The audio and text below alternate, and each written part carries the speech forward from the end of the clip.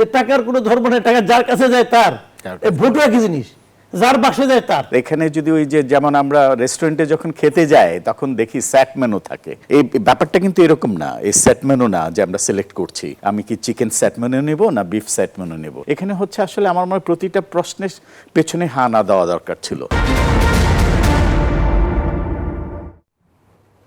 বাংলাদেশের রাজনীতি এক গুরুত্বপূর্ণ সন্ধিক্ষণে দাঁড়িয়ে। ত্রয়োদশ জাতীয় সংসদ নির্বাচন ঘিরে মাঠের রাজনীতি যেমন সরব, তেমনি অনিশ্চয়তা, প্রশ্ন আর শঙ্কাও বাড়ছে। নির্বাচনের পরিবেশ এখন পর্যন্ত সন্তোষজনক জানিয়ে প্রধান নির্বাচন কমিশনার বলেছেন, সবার সহযোগিতা থাকলে একটি অবাধ ও সুষ্ঠু নির্বাচন উপহার দেওয়া সম্ভব।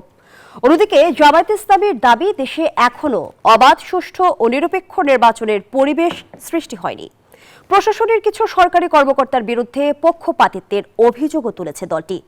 প্রশাসনের আচরণ যদি একপাক্ষিক হয় তবে এমন নির্বাচনের কোনো প্রয়োজন নেই বলে মন্তব্য করেছেন জাতীয় নাগরিক পার্টি এনসিপির দক্ষিণাঞ্চলের মুখ্য সংগঠক হাসনাত আব্দুল্লাহ।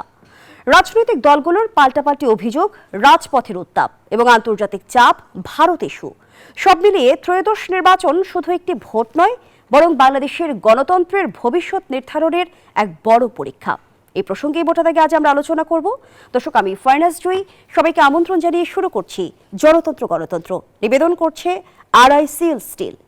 আজকের আলোচনা এগিয়ে নিতে স্টুডিওতে আছেন দুজন সম্মানিত অতিথি। শুরুতেই পরিচয় করিয়ে দিচ্ছি। আছেন মাসুদ কামাল, সিনিয়র সাংবাদিক। সেই সঙ্গে আরও আছেন অধ্যাপক ডক্টর তৌফিকুল ইসলাম, রাজনীতি বিশ্লেষক। দর্শক, জানিয়ে রাখতে চাই জুমে আমাদের সঙ্গে যুক্ত হবেন অবসরপ্রাপ্ত ব্রিগেডিয়ার জেনারেল শামীম কামাল, রাজনীতি ও নিরাপত্তা বিশ্লেষক। স্বাগত জানাচ্ছি আপনাকেও। আলোচনাটা শুরু করতে চাই জনাব মাসুদ কামাল আপনাকে দিয়ে। যেমনটি বলছিলাম, প্রধান নির্বাচন কমিশনার জানালেন নির্বাচনের পরিবেশ এখন সন্তোষজনক। অন্যদিকে আমরা জামায়াতে ইসলামীর তরফ থেকে শুনতে পাচ্ছি যে নির্বাচনের এখন পর্যন্ত পরিবেশের সৃষ্টি হয়নি। বাংলাদেশের অন্যতম ক্রিয়াশীল রাজনৈতিক দলগুলোর মধ্যে একটি জামায়াতে ইসলামী। জামায়াতে ইসলামী যখন নির্বাচনী পরিবেশ দেখতে পাচ্ছে না, তখন আসলে নির্বাচনের লেভেল প্লেইং ফিল্ড কিভাবে নিশ্চিত হবে? দেখেন, এটা আসলে খুব গুরুত্বপূর্ণ কথা বলছেন আপনি। সেটা হলো গিয়ে যে আসলে পরিবেশটা কেমন, এটা নির্বাচন কমিশন যেভাবে বলছে তার সঙ্গে একটা প্রধান রাজনৈতিক দলের শীর্ষ নেতার বক্তব্য মিলছে না। তাহলে না মিললে তো হবে না, কারণ নির্বাচনে তো যতগুলি পক্ষ আছে, পক্ষ কারা, মনে করেন গভর্নমেন্ট প্লাস নির্বাচন কমিশন একটা পক্ষ ধরলাম আমি, আরেকটা হলো অংশগ্রহণকারী রাজনৈতিক দলগুলো, আরেকটা পক্ষ যারা ভোট দেবে তারা, পক্ষগুলো তো এরা। এখন নির্বাচন কমিশন বলছে যে চমৎকার পরিবেশ, জামায়াতে ইসলাম বলছে পরিবেশ চমৎকার না, তাহলে তো ঝামেলা। এবং লেভেল প্লেইং ফিল্ড যেটা বলতেছে জামাত, এটা কিন্তু একটা মানে আমি মনে করি একটা বায়বীয় একটা মানে কথা। বায়বীয় কথা কেন? লেভেল প্লেইং ফিল্ড কখনোই হবে না। এটা তো আপনার মানসিক সমস্যা, এটা আপনার মনের উপর ডিপেন্ড করে কিন্তু লেভেল প্লেইং ফিল্ড আছে কিনা। আপনি বিএনপিকে জিজ্ঞাসা করেন, বিএনপি আজকে বলবে যে প্রশাসনের সব জায়গায় জামাতের লোক বসে আছে। এটা বিএনপিকে জিজ্ঞেস করেন, বিএনপি একই কথা বলবে। পাল্টা অভিযোগ তো আমরা করতেছে সব এখানে, মানে নিজের কোনো দোষ নাই, নিজের সব ঠিক আছে, অপর পক্ষ খারাপ। এটা বলা একটা আমাদের এখানকার পলিটিক্সের এটা হলো মূল মন্ত্র, যে এটা যদি বলতে না পারে তাহলে রাজনীতি হলো না, এটা বলতেই হবে মাস্ট। তাহলে দুইজনে মনে করতেছে লেভেল প্লেইং ফিল্ড নাই।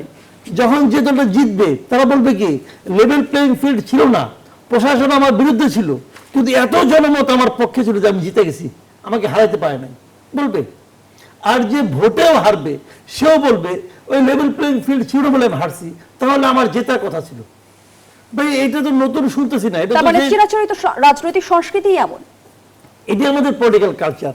এবং আমাদের নির্বাচন কমিশন সব সময় বলবে চমৎকার পরিবেশ। এটা আগে যে নির্বাচন কমিশন ছিল কিছুদিন আগে, আগেরটা যে ছিল যার জুতার মালাটা দিল, হুদা কমিশনের কথা বলছেন, তো সে এই কথা বলছে। সে বলে নাই আপনি বসে বসে আপনার পুরো পত্রিকাগুলো ঘাটেন, দেখেন তো নির্বাচনে 1 মাস আগে হুদা কমিশন কি বলছে এবং হাবিবুল আওয়াল কমিশন কি বলছে আর উনি কি বলছেন, কোনো পার্থক্য নাই, খালি কপি পেস্ট। তো এটা তো আমরা দেখে আসতেছি। তো এখন আগে বলছে যেটা হয় না, ইলেকশন হয় না, আমি আবার বলতেছে যে না এই ইলেকশনে তো বিরোধী দল আসে না, এখন বলে দলকে আসতে দিব না, এটা তো বলা হচ্ছে। কিন্তু প্রধান উপদেষ্টা কিন্তু শুরু থেকেই বলছে যে ইতিহাসের সেরা নির্বাচন তিনি করতে চান। এই অভিযোগের ভিড়ে আসলে ইতিহাসের সেরা নির্বাচন কি ওনার কথা আমি বেশি বলতে চাই না, কারণ উনি কি বলে না বলে নিজেই ঠিক মতো বুঝে কিনা সন্দেহ আছে। উনি একটা নন পলিটিক্যাল লোক, এবং তারপরে ইদানিং বোঝা গেছে যে উনি পলিটিক্সও বুঝে না, খালি নিজের স্বার্থটা বুঝে, কেমনি করে নিজের গ্রামীণ কি কি পাওয়াই দেবো এগুলি ছাড়া সে ভালো কিছু বুঝে বলে আমার কাছে মনে হয়। কিন্তু উনি কি বলছে না বলছে ওটা বলে লাভ নাই। 12 তারিখের পরে উনি কি বলে এটা আমি একটু শুনতে চাই, যে ইতিহাসের শ্রেষ্ঠ নির্বাচন সে কেমনি করে দিল এটা 12 তারিখের পরে আমি একটু শুনতে চাই। একটা লোক এত বড় একটা দায়িত্ব নিয়ে আসছে, আসার পরে একটা দিন সে প্রেসের মুখোমুখি হলো না। একটা দিন সে প্রেসকে, মানুষের তো অনেক প্রশ্ন তার কাছে আছে, সেগুলো প্রশ্ন শুনে তার সঙ্গে যতগুলো পলিটিক্যাল পার্টির লিডার তার সঙ্গে দেখা করতে গেছে সবাই এখান থেকে এসে বলছে কি, আমরা যখন বলি খালি মিষ্টি মিষ্টি করে হাসে আর কোনো কথা বলে না। আসার পরে দেখি সে তারটাই সে করে। এটা তার পুরো অভ্যাস। যখন সে গ্রামীণ ব্যাংকে ছিল তখন সে এগুলি করতো, তার যেটা ইচ্ছা সে ওটাই করতো। তো এখন সে কি বলে না বলে ওগুলো এখন গুরুত্ব দেয় না, আমি আসে 1-1.5 মাস, ওই 1-1.5 মাস সহ্য করবো, তারপরে শেষ। আসন্ন ত্রয়োদশ জাতীয় সংসদ নির্বাচনের গণভোটে হা জয়যুক্ত হলে আগামী 50 বছরে শেখ হাসিনার মতো ফ্যাসিস্ট তৈরি হবে না বলে মন্তব্য করেছেন প্রধান উপদেষ্টার বিশেষ সহকারী অধ্যাপক আলী রিয়াজ। আলী রিয়াজ বলেছেন, 54 বছর ধরে আদালত কার্যকারিতা হারিয়েছে, এ কারণে গণভোটের প্রয়োজন দেখা দিয়েছে। দেশের চাবি এখন জনগণের হাতে, সেজন্যই এই গণভোট। এই তো সে বলবেই, কারণ তার তো সে যে কামটা করতে আসছে সে এরই তো তার কাজ। একটা আওলা বাজারে আছে কি যে একটা সংস্কার বানাইছে সে, সংস্কার কমিশন। আচ্ছা আপনাকে আপনি একটা কথা খেলে পড়ে, আমি একটা সিম্পল একটা উদাহরণ দিই। তারা যে গণভোট করছে, এই গণভোট যে কি হবে, আমি কিন্তু এই গণভোটের অনেকগুলো মানে পয়েন্টে কিন্তু আমি রাজি, আমার কাছে মনে হয়েছে ভালো, এটা আমি পছন্দ করি, আমার কাছে এটা মনে হয়েছে। তো কিন্তু তার সঙ্গে আবার আরো যেগুলো আছে ওখানে কয়েকটা পয়েন্ট আছে এগুলো আমি পছন্দই করি না। তাহলে আমি হা দিলে তো পুরো প্যাকেজ হা, আর না দিলে তো পুরো প্যাকেজ না। তো এটা তো সে জনগণকে একটা জটিলতার মধ্যে ফেলাই দিচ্ছে, মানুষ কোন দিকে যাবে। কাজে এইটা কোনো গণভোটের চরিত্রই হয় নাই, গণভোটে এভাবে হয় না, পৃথিবীর কোথাও গণভোটে এভাবে হয় না। এরা বানাইছে। আলী রিয়াজ সাহেবের একটা মানে বিকলাঙ্গ সন্তান, এটা আমি মনে করি এটাকে সে পাবলিকে জোর করে খাওয়াইতে যাচ্ছে। এবং আমি একটা কথা বলে রেখে আপনাকে, এই গণভোট ফেল করবে দেখেন। গণভোট যদি ফেল করে তাহলে জুলাই সনদের ভবিষ্যৎ কি? কোনো জুলাই সনদে কোনো বেল আছে রে ভাই? আচ্ছা বলেন তো আপনি, একটা সিম্পল কথা বলি আপনাকে, এই জুলাই সনদটা প্রথমে কথাটা কেউ উচ্চারণ করছিল? এনসিপি পোলাপান করছিল না? এনসিপি জুলাই সনদে সিগনেচার করছে? আমাকে এই কথাটা আমার বলেন, এনসিপি জুলাই সনদে এখনো পর্যন্ত সিগনেচার করছে? এগুলো হলো ফালতু আলাপ সব, এগুলো কতগুলো হুজুকে কতগুলো পোলাপানের আলাপ। মানে যাদের জুলাই সনদ থেকে যারা প্রথম নিয়ে আসছে তারাই তো সিগনেচার করে নাই, ওইটা আবার দিচ্ছে গণভোটে। তাহলে জুলাই সনদ বাস্তবায়নে আগামী সংসদকে যে দ্বৈত ক্ষমতা দেওয়ার কথা বলা হয়েছে সেটির আসলে প্রয়োজনীয়তা কি? আপনি যদি বলেন যে জুলাই সনদ যদি ফেল করে তাহলে সেটির প্রয়োজনীয়তা কি? ফেল মানে কি? এটা গণভোটে দেখেন না, হা না হয় গেলে কি হয়, না হয়ে যাবে, আমি শিওর, আমি একেবারে শিওর না, দেখবেন না ভোট বিজয়ী হবে। কেন এটা পরে বলি, ওনার সঙ্গে আলাপটা শুনে নিন। আমি একটু 2 লাইনে শুনতে চাই জনাব মাসুদ কামাল, কেন মনে হচ্ছে যে না জয়যুক্ত হবে? এখনই বলতে হবে? জি শুনেন আমি বলি, গণভোট যেটা নিয়ে হচ্ছে, যে জুলাই সনদ নিয়ে, এই জুলাই সনদ এই সংস্কার যতদিন চলছে ততদিন কি বিএনপির 31 দফা নিয়ে তাদের সারা দেশে মাঠ পর্যায়ে তাদের লোকজন মিটিং, তারপরে আপনার সিটিং, তারপরে আপনার ওয়ার্কশপ করে নাই? করছে। কেন করছে? আপনি এই কথাটা ভাবেন একবার, কেন করছে? তারা তো এই সংস্কার কর্মসূচি শুরু হওয়ার সঙ্গে সঙ্গে তাদের 31 দফা থামাই দিতে পারতো, বলতো ঠিক আছে একটা সংস্কার কর্মসূচি চলছে, ওখানে আমরাও আছি, তাহলে ওইটা যেটা হবে ওইটাই হোক, আমাদের 31 দফা আপাতত স্থগিত। করছে একদিনের জন্য? করে নাই। ঢাকা শহরে আমি দেখছি এখন বিভিন্ন জায়গায় বিলবোর্ড আছে, 31 দফা হলে কি হবে না হবে সেগুলি বিলবোর্ড আছে, আছে তো। তাহলে ধরেন আপনি বিএনপি গত মানে আরো 3 বছর আগের থেকেই তারা 31 দফা নিয়ে সারা দেশের মানুষের সঙ্গে ক্যাম্পেইন করতেছে, কথা বলতেছে। এর মধ্যে আলী রিয়াজ সাহেব নিয়ে আসছে এক সংস্কার নিয়ে আসছে। তো এখন যদি বিএনপি আগামী ইলেকশনে যদি জেতে তারা কি তাদেরটা বাস্তবায়ন করবে, নাকি ওই যে বিদেশি আলী রিয়াজের ওই মানে একটা তৈরি করা জিনিস ওটা বাস্তবায়ন করবে? কোনটা করবে?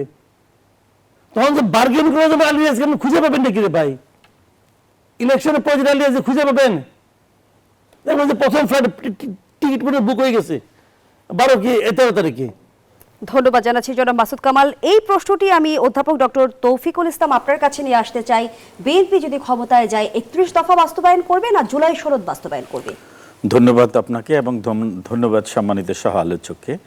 আমি এই কথাটাতে আমি বলতে চাই যে 31 দফা হচ্ছে বিএনপির একটা দলীয় এজেন্ডা, যেটা নির্বাচিত হলে বিএনপি সেটাকে বাস্তবায়ন করবে এবং সেজন্যই কাজ করেছে এবং এটা প্রচারণা করেছে। পাশাপাশি জুলাই সনদ যেটা হচ্ছে একটা সমষ্টিক ব্যাপার, সবগুলো রাজনৈতিক দলের মধ্যে একটা সমঝোতা হয়ে সেখানে অনেকে দস্তখত করেছে, অনেকে করেনি, কিন্তু এটা সমষ্টিক ব্যাপার। হ্যাঁ, নোট অফ ডিসেন্টও আছে, এটা সমষ্টিক ব্যাপার। কিন্তু বিএনপি যে সম্মানিত সমালোচক যে কথাটা বলেছেন যে বিএনপি 31 দফা বর্জন করেনি, এটা কেন বর্জন করবে না? কারণ এটা বিএনপির দলীয় এজেন্ডাতে রয়েছে এবং এটা বিএনপি নির্বাচিত হলে বিএনপির এটা কমিটমেন্টের ব্যাপার। তা আমি যেটা মনে করি যে একটার সাথে আমি সহমত, সম্মানিত সমালোচক যে কথাটা বলেছেন, এখানে প্রশ্ন অনেকগুলো আছে। এখানে যদি ওই যে যেমন আমরা রেস্টুরেন্টে যখন খেতে যাই তখন দেখি সেট মেনু থাকে, এই ব্যাপারটা কিন্তু এরকম না, এই সেট মেনু না যে আমরা সিলেক্ট করছি আমি কি চিকেন সেট মেনু নেব না বিফ সেট মেনু নেব। এখানে হচ্ছে আসলে আমার মনে হয় প্রতিটা প্রশ্নের পেছনে হা না দেওয়া দরকার ছিল, তাহলে আরো ভালো হতো। এখানে যেটা সম্মানিত সমালোচক ইতিমধ্যেই বলেছে যে উনি নিজে ব্যক্তিগতভাবে কিছু জিনিস চান, আবার দু একটার সাথে উনি সহমত না। একইভাবে আমার কাছে মনে হয় প্রসঙ্গ নিয়ে একটি প্রশ্ন তৈরি করা হয়েছে, একটি প্রশ্ন তৈরি করা হয়েছে। এখানে স্বাভাবিকভাবে এই কথাগুলো আমি আসার আগেও আমি যখন আমার ছাত্রদের সাথেও কথা বলছিলাম, ওরাও বলছিল যে এই প্রত্যেকটা প্রশ্নের উত্তর আলাদা হা নেওয়া উচিত ছিল। প্রশ্ন কিন্তু একটা না, ইস্যু কিন্তু একটা না, এখানে চারটার ব্যাপারে চারটা হা নেওয়া উচিত ছিল।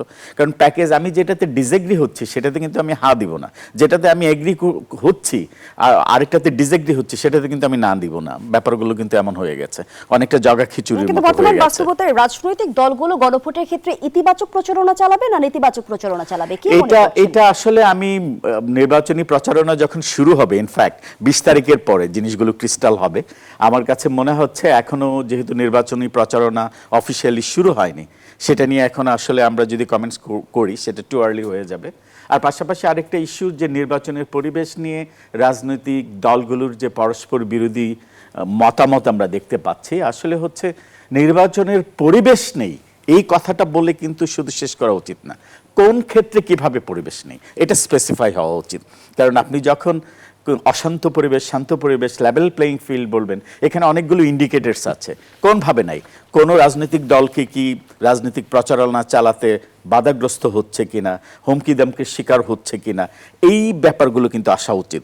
যেটা জামাতে ইসলামী বলছে, এনসিপি বলছে, আমার মনে হয় স্পেসিফিক্যালি সেটা বলা উচিত। তারা তো নির্দিষ্টভাবেই বলছে, ডক্টর তৌফিকুল ইসলাম তারা বলছে যে প্রশাসন একটি বিশেষ দলের প্রতি ঝুঁকে গেছে, রিটার্নিং কর্মকর্তারা পক্ষপাতিত্ব আচরণ করছে। না, এখন দেখেন যে এটা কোন ক্ষেত্রে বলেছে, সেটা কি ধরেন যখন নমিনেশন পেপার সাবমিট করেছে যাচাই বাছাইয়ের ক্ষেত্রে বলেছে, যাচাই বাছাইয়ের ক্ষেত্রে, যাচাই বাছাইয়ের ক্ষেত্রে আমরা দেখেছি যেগুলোই বাদ গিয়েছে সেগুলো কিন্তু স্পেসিফিক রিজন ছিল এবং সেটা আপিলেরও সুযোগ আছে। এখানে যদি পক্ষপাতিত্ব হয়ে থাকে, আমার মনে হয় সেটা যাচাই বাছাইয়ের পর এমন যদি হয়ে থাকে, কেউ যদি কারো লস ভায়োলেশন করে থাকে, সেটা নিয়ে কথা হতে পারে। এখনই এই কথাগুলো বলা উচিত না, কারণ আমরা দেখেছি নমিনেশন যাচাই বাছাইয়ের ক্ষেত্রে বিএনপিরও অনেক মনোনয়ন অবৈধ হয়েছে, জামাতে ইসলামেরও হয়েছে, এনসিপিরও হয়েছে, স্বতন্ত্র প্রার্থীদের হয়েছে। সবচাইতে বেশি এবার যেটা চ্যালেঞ্জিং ছিল স্বতন্ত্র প্রার্থীর ক্ষেত্রে, আপনি দেখেন ওনাদেরকে কিন্তু নির্বাচনের আগেই সবচাইতে বড় পরীক্ষায় ফেলা হয়েছে। আপনি দেখেন যেখানে 6 লাখ ভোটার, 6000 ভোটারের সিগনেচার নেওয়া, it's not a matter of joke. আপনি দেখেন, এবং সেটা এমনও হয়েছে আপনি 6000 ভোটারের সিগনেচার কালেকশন করেছেন, এর মধ্যে হঠাৎ করে একজনকে ফোন দিবে। আমি হয়তো 6000, আমি ক্যান্ডিডেট হয়ে 6000 ভোটার কালেক্ট করেছি, এমনও আছে তাকে আমি কোথাও পেয়েছি, কালেক্ট করেছি, তাকে হঠাৎ করে ফোন দিয়েছে, এই আপনি কি সাপোর্ট করেছেন ডক্টর তৌফিককে? যদি বললো যে না আমি তো জানি না, বাট ওটা ক্রস দিয়ে দিয়েছে। ব্যাপারগুলো কিন্তু একটা স্বতন্ত্র প্রার্থীকে আপনি দেখেন এখানে ডিসকারেজ করা হয়েছে। আমার কথা হচ্ছে পলিটিক্যাল প্ল্যাটফর্মে, ডেমোক্রেসিতে আমি স্বতন্ত্র, যিনি নিজের ইচ্ছাতে আসতে চান জনসভায়, তাকে কিন্তু আমি প্রথমেই সে পরীক্ষায় ফেলে ডিসকারেজ করছি।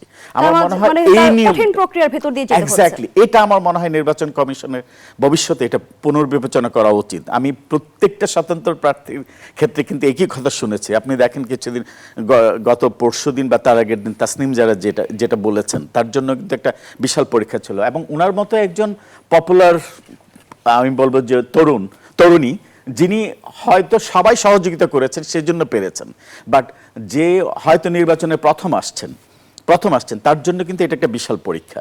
তো আমি বলবো সেক্ষেত্রে কিন্তু দলীয় ক্যান্ডিডেটদের সেরকম প্রতিবন্ধকতা ছিল না। এখন একটা দলীয় ফর্ম, নমিনেশন ফর্ম যখন ফিল আপ করতে যাবে, সংশ্লিষ্ট বিষয়গুলো আসলে সুনির্দিষ্টভাবে যেখানে যে ইনফরমেশন দেওয়া দরকার সেগুলো যদি না দেয় তাহলে তো অবৈধ হতেই পারে।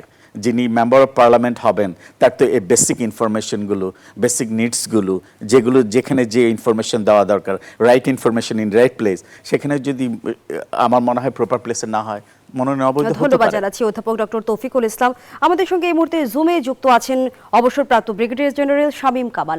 শামীম কামাল, যেমনটি জামায়াতে ইসলামের তরফ থেকে বলা হচ্ছে যে নির্বাচনের পরিবেশ এখনো সৃষ্টি হয়নি, এনসিপির তরফ থেকে বলা হচ্ছে যে প্রশাসন পক্ষপাতিত্ব আচরণ করছে, নির্বাচনী পরিবেশ কিংবা লেভেল প্লেইং ফিল্ড আপনি কেমন দেখছেন? জি, আপনাকে ধন্যবাদ। ধন্যবাদ নিউজ 24 এবং আজকের বিজ্ঞ সহ আলোচক। আমি আমার পরিচয়ে যেটা দিয়েছেন তার পাশাপাশি আরেকটা জিনিস সংযুক্ত করতে চাই যে আমি জনতার দল এর চেয়ারম্যান, প্রতিষ্ঠাতা চেয়ারম্যান, এবং আমার দল এককভাবে এবার নির্বাচনে অংশগ্রহণ করছি। সো এই দৃষ্টিকোণ থেকে আমি এখন মাঠে গণসংযোগ করছি। সেই বাস্তবতা থেকে আমি দু একটা কথা বলবো।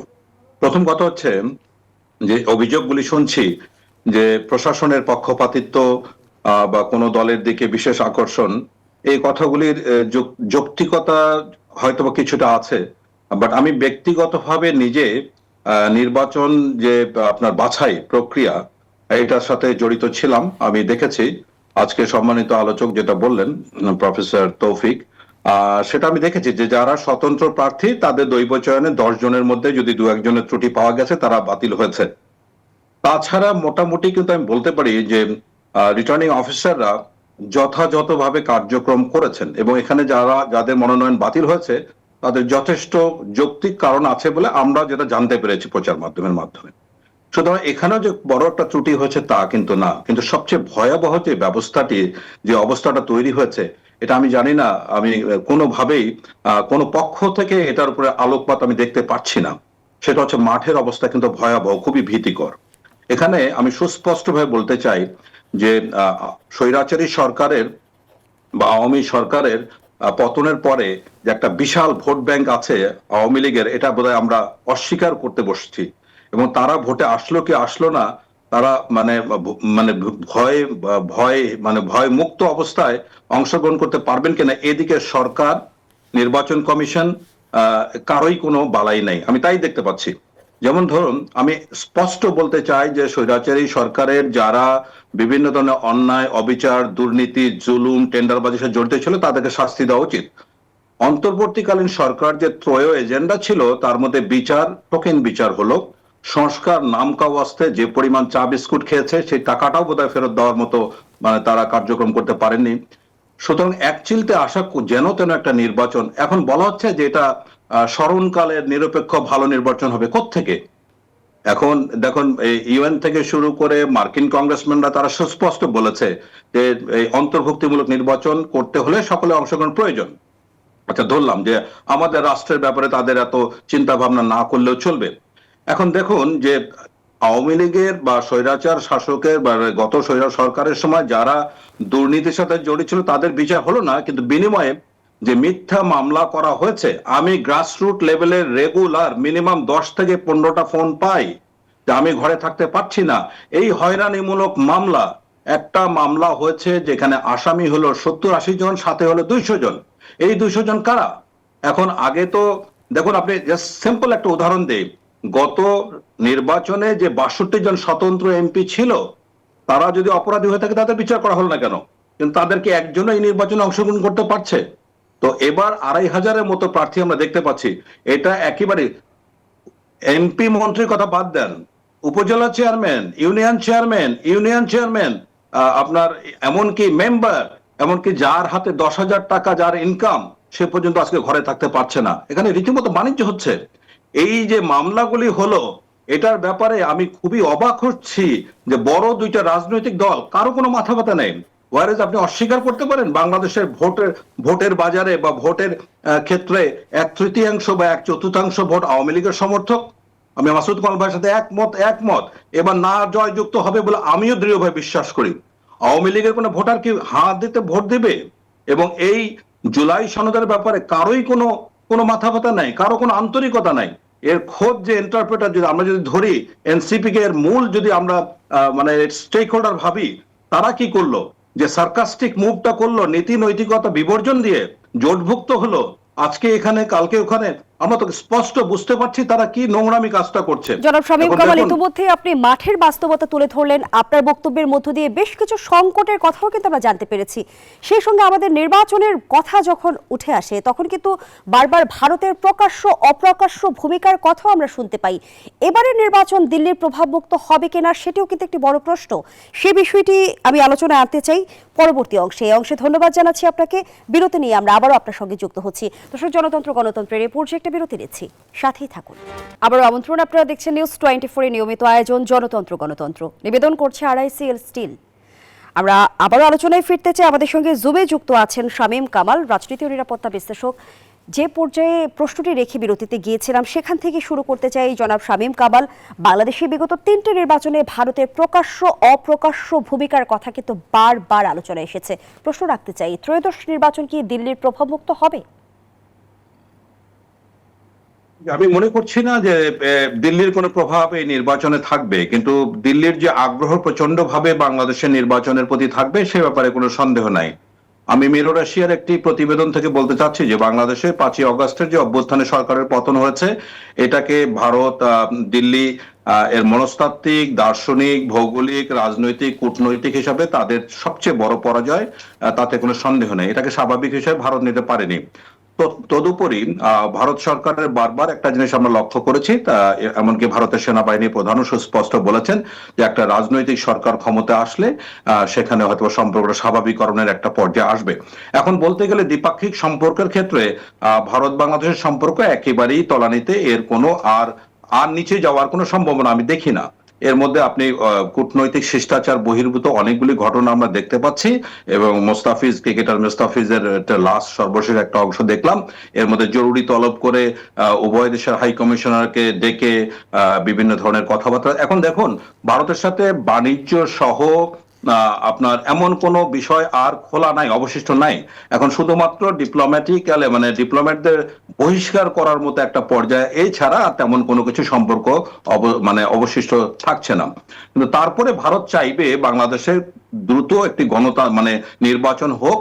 সেক্ষেত্রে যেই রাজনৈতিক সরকার আসুক না কেন, তার সাথে ভারত কাজ করতে আগ্রহী হবে। এর অন্তরালে ভারত চাইবে আওয়ামী লীগকে রাজনৈতিকভাবে পুনর্বাসন করার যত তাড়াতাড়ি সম্ভব, সেটা একটা এজেন্ডা থাকতে পারে। এবং সেই জন্য তবে ইতোপূর্বে নির্বাচনগুলিতে ভারত যেভাবে সরাসরি প্রভাব বিস্তার করেছে বা হস্তক্ষেপ করেছে, আমি বলবো এবার সেটি করার সুযোগ নেই।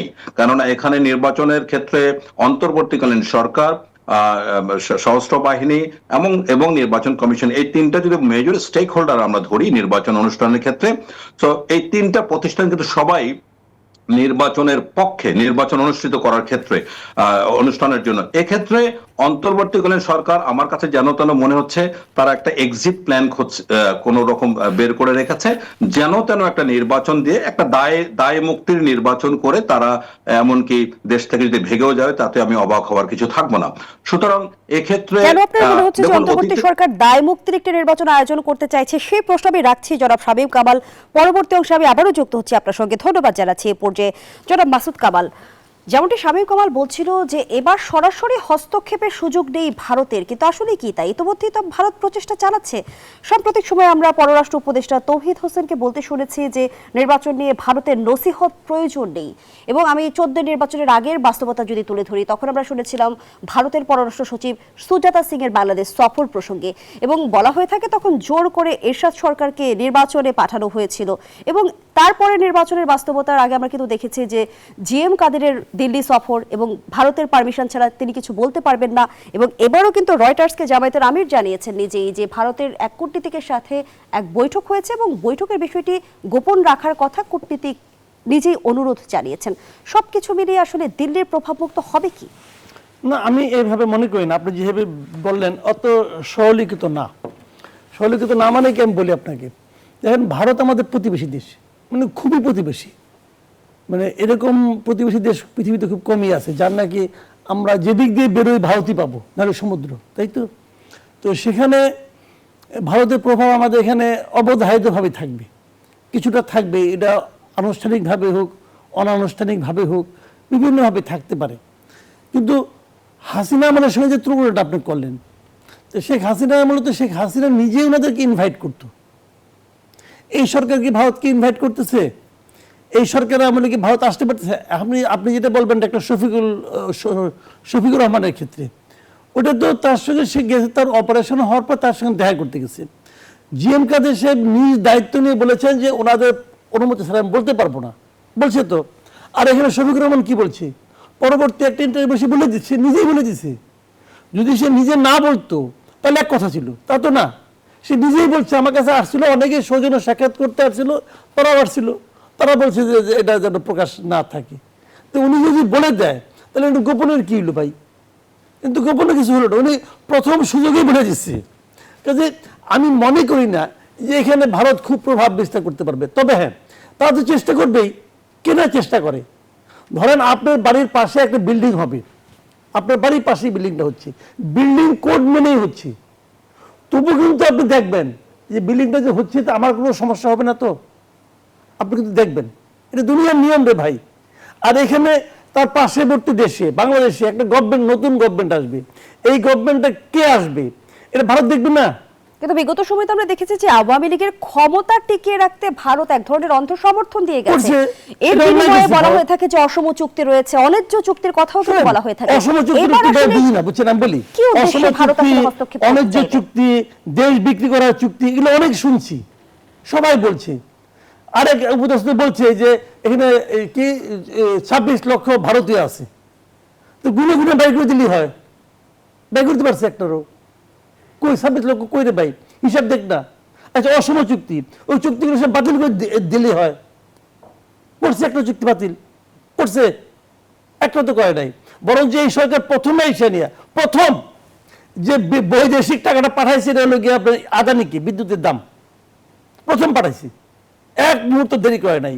আদানিকে যে টাকাতে চুক্তিটা করছে, বলা হয় ওই চুক্তিতে নাকি নিয়মিতভাবে মানে যারা চুক্তির মাঝখানে ছিল মিডলম্যান, তারা নাকি টাকা পেয়েছে।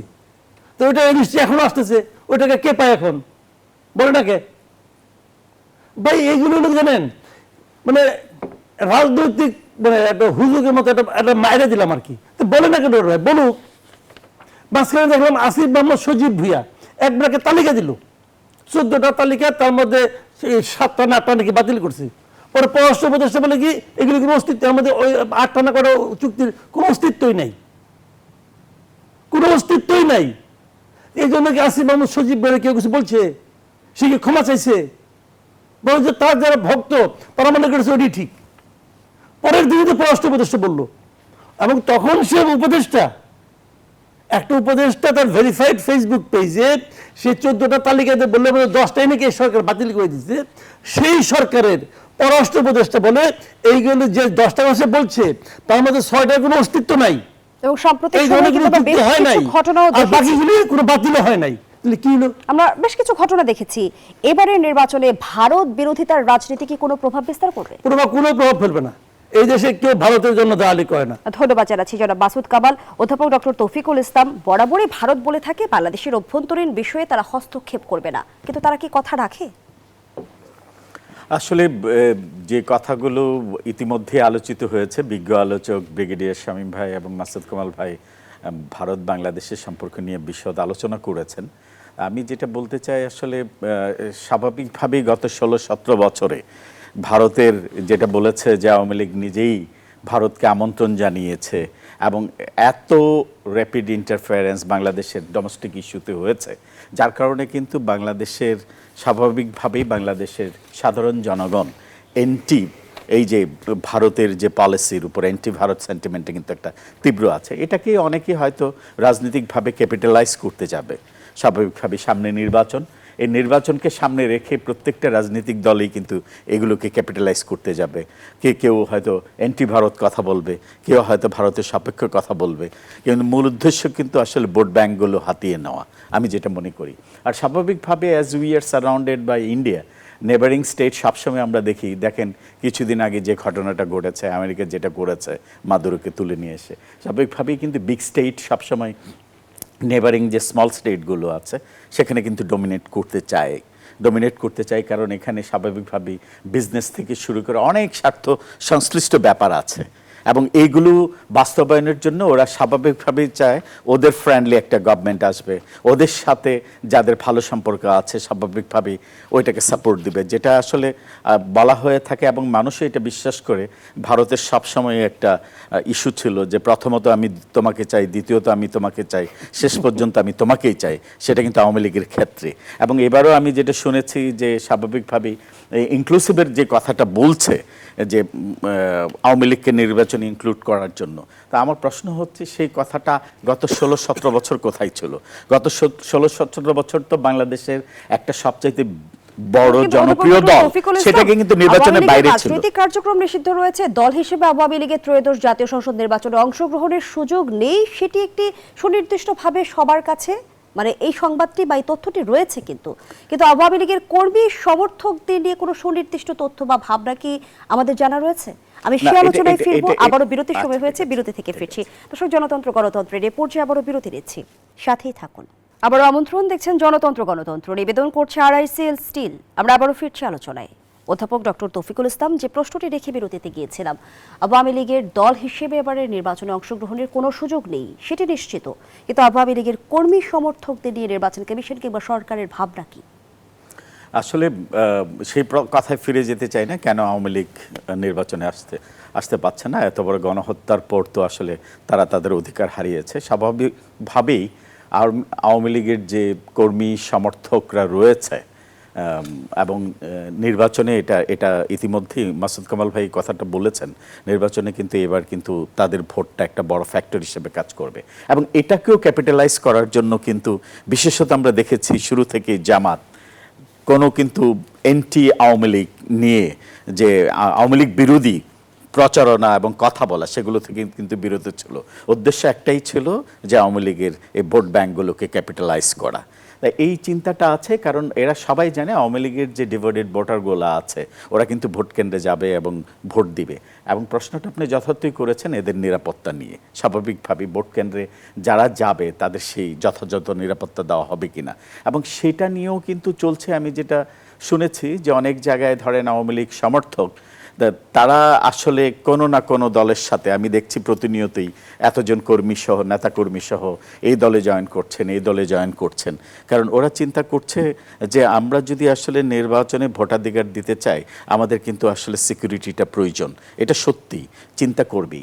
এখন ওরা ওদের প্ল্যানে, আমি বলবো যে আওয়ামী লীগের প্ল্যানে কিন্তু ঠিকই আছে, প্রত্যেক ভোটারকেই চায় যে ভোট কেন্দ্রে যাওয়ার জন্য। জনাব মাসুদ কামাল, আমরা রাজনৈতিক দলগুলোকে দেখি যে প্রকাশ্যে আওয়ামী লীগের কর্মী সমর্থকদের বিষয়ে তেমন কোনো বক্তব্য না দিলেও কিন্তু পর্দার অন্তরালে এক ধরনের টানাটানি চলছে কর্মী সমর্থকদের নিয়ে। এটি কি রাজনৈতিক দলগুলোর রাজনৈতিক কৌশল? না, এটা রাজনৈতিক দলের কৌশল, এটা হলো আপনার ভোটের কৌশল। মানে আওয়ামী লীগ একটা লোক ভোট দিল, এই ভোটটাকে আওয়ামী লীগ দিল নাকি বিএনপি দিল নাকি জামাত দিল নাকি একজন ডক্টরেট ডিগ্রি লাভ করা লোক দিল নাকি একজন রিক্সাওয়ালা দিল, পার্থক্য নাই তো, সব ভোটই তো এক ভোট। তখন ওই ভোটটা সবাই পেতে চায়। ওই যে একটা কথা বলে না যে টাকার কোনো ধর্ম নেই, টাকা যার কাছে যায় তার, এই ভোটও একই জিনিস, যার বাসে যায় তার। কিন্তু এই ভোটটা পাওয়ার জন্য সবাই ট্রাই করতেছে, এবং এই ট্রাই করতে যে একটা কথা আছে, একটা শব্দ আছে, গণিমতের মাল, বুঝছেন? আওয়ামী লীগের ভোটার হলো গণিমতের মাল, মানে তারা যে নিতে পারে, কেউ ধমক দিয়ে নেয়, কেউ মাথায় হাত বুলিয়ে নেয়। এখন বিএনপি ধমক দিচ্ছে, বিএনপি তো ধমক প্রথমে তো না বুঝে দিচ্ছে, 15 বছর দৌড়ানির মধ্যে ছিল, তো হঠাৎ করে চান্স পেয়ে এমন মারা আরম্ভ করছে, দখল মখল কইরা রীতিমতো মামলা মোকদ্দমা দিয়া একটা দৌড়ানি দিচ্ছে। দেওয়ার পর ওই চান্সটা নিচ্ছে জামাত, তারা যায় মাথায় হাত বুলাইছে, তাদেরকে রক্ষা করছে, তাদেরকে অনেকে মানে চাল ডালও দিছে, অনেক কিছু করছে, করে নিয়ে জামাত একটু তাদের কাছে আসছে। এটা জোয়ার ভাটা, তার ফল পাইছে আবার এইগুলিতে ডাকসু জাকসু রাকসুতে পাইছে। এখানে কিন্তু এই ডাকসু জাকসু রাকসুর ফল কিন্তু এই কারণে হয়েছে, ওই গ্রামে যে অত্যাচার করছে, ওদের ভাই ভাতিজা সব এখানে পড়াশোনা করে, এরা ভোট দিয়ে উল্টাই দিছে। এটা দেখে আবার বিএনপির একটু শিক্ষা হয়েছে, এটা তো করা যাবে না, কারণ বিএনপি একটু ঠান্ডা হয়েছে।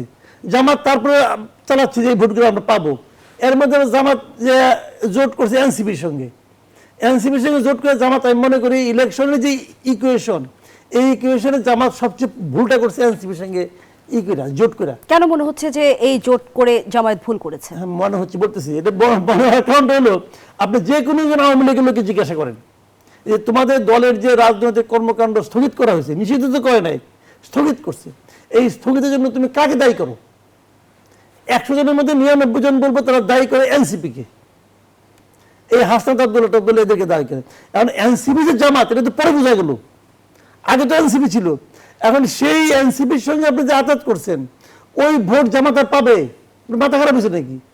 যাদের কারণে আমার দল স্থগিত হয়ে গেছে তারা যে সে ভোট দিবে? আপনি বলছেন যে এনসিপির সাথে জোট করে জামায়াত ভুল করেছে, আমরা তো ত্রিমুখী একটা প্রতিক্রিয়ার বলয় এনসিপির বৃত্তেও লক্ষ্য করছি। কোনো কিছু সেখানে নয় ভাই, পদত্যাগে আমি বললাম, হিড়িক লেগেছে। ভোটের হিসাবে জামাত এটা একটা ব্লান্ডার করছে, ব্লান্ডার, ভুলও না, ব্লান্ডার করছে। ব্লান্ডারটা কেন আমি আপনাকে বলি, জামাত এটা কেন করছে সেটা বলি। জামাত কি আমার আপনার কাছে কম বুদ্ধিমান নাকি? অনেক বুদ্ধি। তারা করছিল অন্য কারণে, যে জামাত যত কিছুই করে না কেন, যত ওয়েলফেয়ার পলিটিক্স তারা করে, তাদের পাশার থেকে ভাই ওই যে 71-এর লেজ ওটা আর যায় না, ঘুরে ঘুরে খেলে 71। এখন এই অত্যাচার অতিষ্ঠ হইয়া তারা মনে করছে যে এই লেজ সরানোর একমাত্র উপায় হলো 24 যারা সিপাহ সালাদ তাদের সঙ্গে ঐক্য করলে পরে আমি বলতে পারবো যে 71-এর বিকল্প 24, অথবা 24 দিয়ে আমি 71-এর সেই কালো দাগটা মুছার চেষ্টা করব। হয়ে গেছে হিতে বিপরীত। তার মানে আমরা যদি এই জোট নিয়ে লাভ ক্ষতির খতিয়ানটা বুঝতে চাই তাহলে আমরা কিভাবে করব? লাভ ক্ষতির ক্ষতি হলো জামাতের একটা লস হয়েছে, বিরাট লস। এনসিপি কি হলো? এনসিপি নিজস্ব কোনো ভোট নাই, এনসিপি নিজস্ব কোনো ভোট নাই, কোনো, আমি এটা কিন্তু একদম দায়িত্ব নিয়ে বললাম। এনসিপি ভোট থাকতো যদি গত বছরের অক্টোবর ইলেকশন হইতো, যে গত বছরের অক্টোবর, গত বছর তো না, তার আগের বছর আর কি, গত বছর তো 1 মাস হয়ে গেছে একদিন, এই 25-এ না, যদি 24-এর অক্টোবর ইলেকশন হইতো তাহলে এনসিপি কিছু ভোট ছিল, কিন্তু ভোট হয়ে যেতেছে 26-এ ফেব্রুয়ারিতে। এখন এনসিপির কোনো ভোট নাই, ইলেকশনের পরে এনসিপি একটা গালিতে পরিণত হবে। দেখেন এটা কথা বললাম। ধন্যবাদ জানাচ্ছি জনাব মাসুদ কামাল। আমাদের সঙ্গে জুমে যুক্ত আছেন শামীম কামাল। শামীম কামাল, যে বিষয়টা নিয়ে আলোচনা হচ্ছে যে জামায়াত এনসিপির জোট কিন্তু বলা হয়ে থাকে যে ভোটের হিসাব নিকাশে এক নতুন সংযোজন, আপনি কিভাবে দেখছেন? এটা তো জোটের কারণে জামাতে ইসলামের সাথে যারা সংযুক্ত হয়েছে তাদের দিকে তাকালে বোঝা যায় যে কোনো মূল্যে এমপি হওয়াটাই হচ্ছে একমাত্র লক্ষ্য। নীতি, আদর্শ, বিপ্লব এগুলি সবই এখন ডাস্টবিনে ফেলে দেওয়া হয়েছে। আমার ধারণা যে এই ইলেকশনের পরে এনসিপির রাজনৈতিক সতীদাহ প্রথা হবে, এরকম একটা ব্যাপার ঘটবে। প্রফেসর ইউনূসের সাথে তাদেরকে বিদায় নিতে হবে। বাংলাদেশের ইতিহাসে এনসিপির কোনো অস্তিত্ব থাকবে বলে আমি মনে করি না। বিগত এটা একটা কিংস পার্টির সবচেয়ে চূড়ান্ত যেটা লক্ষণ স্পষ্ট হয়, নির্বাচনের পরে হারিয়ে যায়, এটা প্রায় স্পষ্ট, আমরা এটা দেখতে পাচ্ছি। আমি যে প্রসঙ্গটাতে আসতে চাই যে বিএনপি এবং জামায়াতে ইসলাম অত্যন্ত দায়িত্ব নিয়ে এ সময়টায় মানে যদি নির্বাচন কমিশন এবং সরকারের কাছে চাপ সৃষ্টি করত, ভয়মুক্ত একটা পরিবেশ করার, তাহলে কিন্তু সেটা অত্যন্ত কার্যকরী হতো। এতদিন যে লাগামহীন চাঁদাবাজি বিএনপি করেছে, তারেক রহমান দেশে ফেরার পরে এটা যদি সরকার বা নির্বাচন কমিশনের কাছে বলতো যে মিথ্যা মামলাগুলি প্রত্যাহার করুন অচিরেই, কারণ একজন রাজমিস্ত্রি থেকে ডে লেবার পর্যন্ত সবাই এখন এই মিথ্যা মামলার আসামি। সো এত বড় একটা ভোটের একটা অংশকে ভীতিকর পরিস্থিতি রাখায় এই নির্বাচন প্রশ্নবিদ্ধ হতে বাধ্য। আমরা দেখতে পাচ্ছি অন্তর্বর্তীকালীন সরকার যে কোনো ভাবে একটা নির্বাচন দিয়ে সটকে পড়ার চিন্তা ভাবনা করছে।